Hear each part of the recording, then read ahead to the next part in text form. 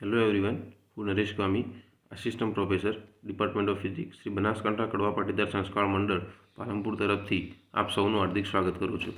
આજે આપણે યુનિટ 3માં આગળનો અભ્યાસ કરીશું. આપણે યુનિટ 3માં ઇન્ડક્ટર, કેપેસિટર, પછી એલસી સર્કિટ વિશે અભ્યાસ કરી ગયા છીએ. હવે આજે આપણે એલસીઆર ડીસી શ્રેણી સર્કિટ વિશે અભ્યાસ કરવાનો છે. આ સર્કિટમાં ઇન્ડક્ટર, કેપેસિટર અને રેઝિસ્ટરને એક વી વોલ્ટની બેટરી સાથે શ્રેણીમાં જોડવામાં આવે છે. હવે આપણે જાણીએ છીએ કે ઇન્ડક્ટર અને કેપેસિટરનું મુખ્ય કાર્ય શું છે. જ્યારે ઇન્ડક્ટરની વાત કરીએ તો જ્યારે સર્કિટમાં પ્રવાહ બદલાતો હોય તો એ તેનો વિરોધ કરે. જ્યારે બેટરી સાથે જોડવામાં આવે ત્યારે કેપેસિટરે બેટરીના જેટલા વોલ્ટેજ હોય એટલા વોલ્ટેજનું પોટેન્શિયલ ડિફરન્સ બે પ્લેટો વચ્ચે ઉત્પન્ન કરે અને ચાર્જનો સ્ટોર કરે.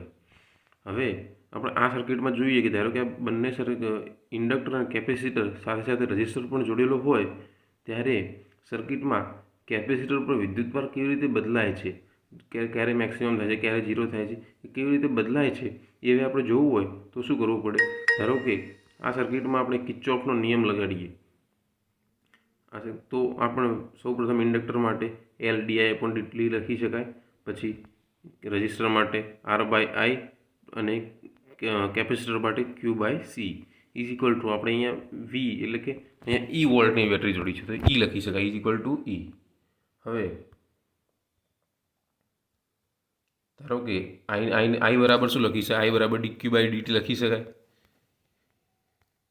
હવે ડીક્યુ બાય ડીટી આઈ બરાબર લખીએ તો શું થાય, અહીંયા ડીઆઈ અપોન ડીટીનું D I square Q upon D T square થઈ જાય પ્લસ આર આઈનું D Q upon D T plus Q by C is equal to V. હવે ધારો કે આપણે Q one is equal to Q minus C V એટલે કે આરે કોઈ પણ ક્યુ અને ટી સમયનો ચાર્જ છે, જ્યારે ક્યુ એ 0 ટી ઇઝ ઇક્વલ ટુ 0 સમયનો કેપેસિટર પરનો ચાર્જ છે. હવે ધારો કે આપણે Q one is equal to Q minus C into E આ ઇક્વેશન લઈએ અને એનું ડિફરન્શિએશન કરીએ તો શું મળે, સી અને અહીંયા કેપેસિટર અને બેટરીનો વોલ્ટેજ એ ફિક્સ છે એટલે એનું ડિફરન્શિએશન 0 થાય. એટલે Q one is equal to D Q one upon D T અને ક્યુનું ડીક્યુ અપોન ડીટી અને ફરીથી એનું ડિફરન્શિએશન કરીએ તો D square Q upon D T square is equal to D square Q upon D T square. D square Q one upon D T square is equal to D square Q upon D T square.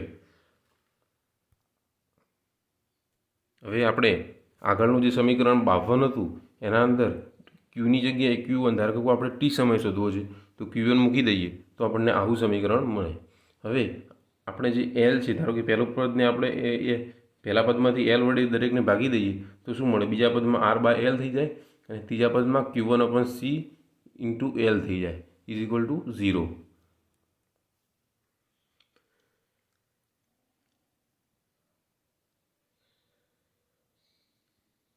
હવે ધારો કે આ સમીકરણમાં આપણે D by ડીટીને is equal to D by D T is equal to D તરીકે લઈએ તો D square by upon D T square is equal to D square જેવું થઈ જાય. હવે આ સમીકરણમાં પહેલા પદ માટે આપણે ડી સ્ક્વેર લખી શકાય, બીજા પદ માટે R by L into D લખી શકાય, ત્રીજા પદમાં 1 અપોન એલ સી અને ક્યુ1 બધામાંથી કોમન લીધું ઇઝ ઇક્વલ ટુ 0 લખાય. એટલે જે અંદરનું પદ થયું એને આપણે બરાબર 0 લખી શકાય એટલે માટે D square plus R by L D plus 1 upon L C is equal to 0 લખી શકાય. હવે આ સમીકરણનું આપણે સોલ્યુશન શોધવું હોય તો આપણે સામાન્ય રીતે ડાયરેક્ટ ના શોધી શકીએ, પણ જે પેલું એક ઇક્વેશન છે ડેલ્ટા બરાબર minus B plus or minus 4AC under root 4AC ભાગ્યા 2A એટલે કે આ સમીકરણનો આપણે ઉપયોગ કરીએ આ સૂત્રનો તો આ સમીકરણનું આપણે સોલ્યુશન શોધી શકીએ. તે સોલ્યુશન શું થાય, માઇનસ બી એટલે અહીંયા જે ડી સાથેની જે ટર્મ છે આર અપોન 2L લખાય, આપણે 2A વડે ભાગીએ છીએ એટલે, અને અંદરની ટર્મ આ પ્રમાણે આવે. આ સોલ્યુશન મળે આપણને આ વિકલ સમીકરણનું આ સૂત્ર વડે. હવે ધારો કે આ સમીકરણમાં આપણે જોઈએ કે આ અંદરની જે અંડરરૂટની અંદરની વેલ્યુ છે એને ધારો કે એ કોઈ ટર્મમાં આર સ્ક્વેર અપોન 4/4 L² છે એ 1/LCથી મોટી પણ હોઈ શકે, એના બરાબર પણ હોઈ શકે અને એનાથી નાની પણ હોઈ શકે.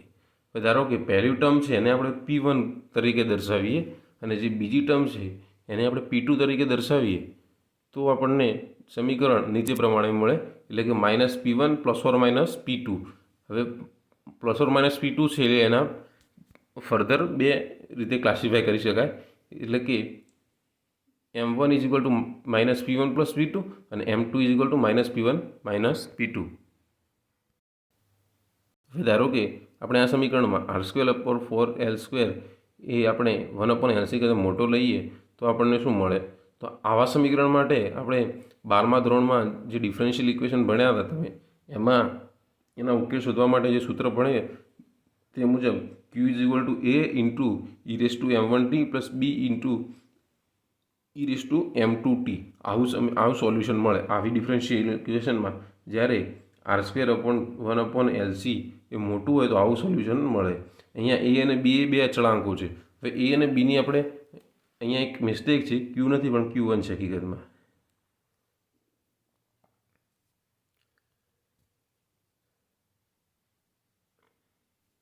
હવે ધારો કે આ સમીકરણમાં આપણે a અને bની વેલ્યુ કોન્સ્ટન્ટ છે એની વેલ્યુ શોધવી હોય તો શું કરવું પડે?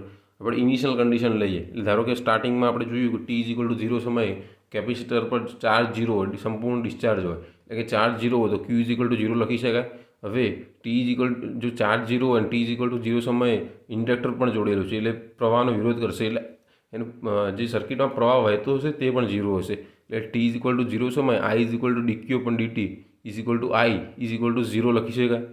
હવે આ બે જે શરતો, જે ઇનિશિયલ શરતો છે એના ઉપરથી આપણે સમીકરણ બનાવીએ તો t = 0 સમયે Q = 0 અને આ બે વેલ્યુ આપણને સમીકરણ 53માં મૂકીએ તો શું મળે? Q1 = -C × E આપણને મળે, એટલે 61 સમીકરણ મળે. હવે એવું જ આપણે બીજા સમીકરણ માટે કરીએ તો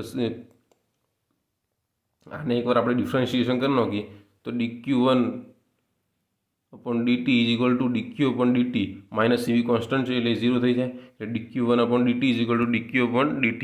હવે એના અંદર આપણે વેલ્યુ મૂકી દઈએ તો શું મળે? આપણે dq1/dt = 0. સમીકરણ 61 અને 62 આપણે મળી ગયા. એના પરથી આપણે a અને b શોધવાનો પ્રયત્ન કરીએ તો આ બંને સમીકરણ ધારો કે 60માં મૂકી દઈએ સમીકરણ 60માં તો શું મળે?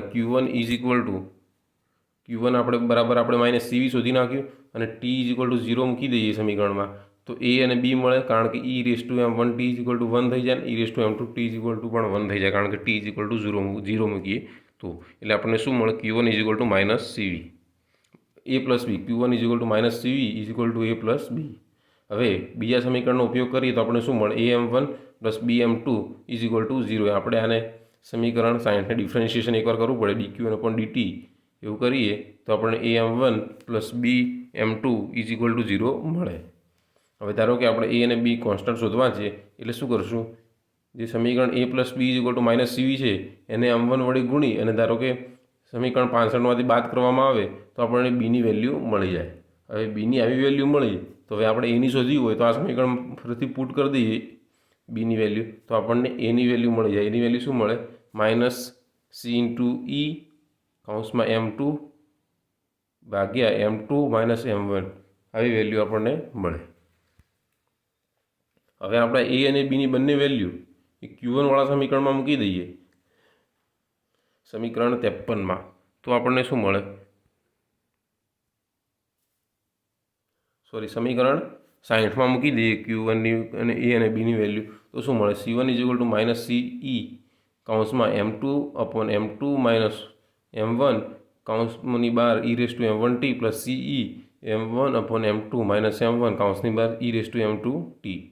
હવે આ બધા સમીકરણમાંથી આપણે કોમન કાઢી નાખીએ તો આ સમીકરણ 69 ફાઇનલ સમીકરણ મળે.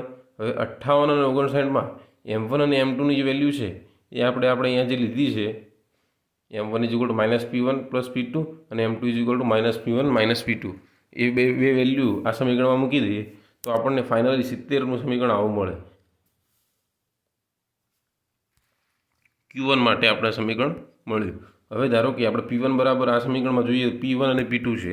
P1 બરાબર શું લીધું હતું R/12 અને P2 is equal two R²/4L² minus 1/LC લીધું હતું. હવે એ વેલ્યુ આપણે અંદર પુટ કરી દઈએ અને Q1ની વેલ્યુ પણ પુટ કરી દઈએ તો આપણને Qની વેલ્યુ શું મળે? Q ઇઝ ઇક્વલ ટુ ધારો કે કોણ Qને કરતાં કરીએ તો ફાઇનલી આ સમીકરણ મળે. આ સમીકરણ શું દર્શાવે છે? કોઈ પણ ટી સમયે LCR સર્કિટમાં ચાર્જ કેવી રીતે બદલાય છે આ સમીકરણ પરથી શોધી શકાય, કેપેસિટર પરનો ચાર્જ. હવે ધારો કે અહીંયા આપણે જોઈ શકીએ કે P1 આપણે અહીંયા શું લીધું હતું? P1 is equal P1 greater than P2. તેથી આપણે કહી શકાય કે આ સમીકરણ પરથી કેપેસિટર પરનો ચાર્જ ધીમે ધીમે વધે છે, પણ T is equal two infinite સમયે, એટલે કે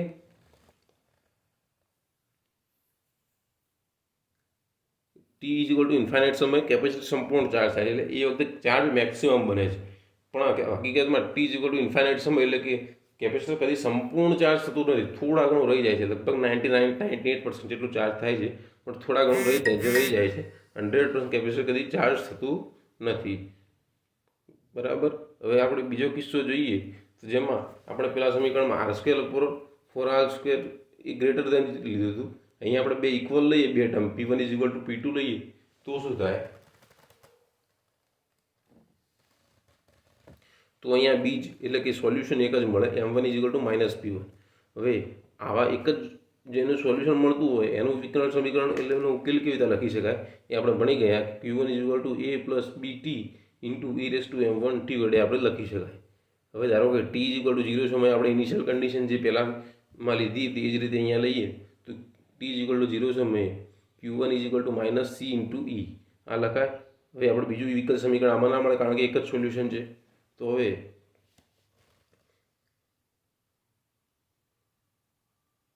ધારો કે સમીકરણ 75માં આપણે t ઇઝ ઇક્વલ ટુ 0 મૂકીએ તો આપણને શું મળે? a is equal two -C into E.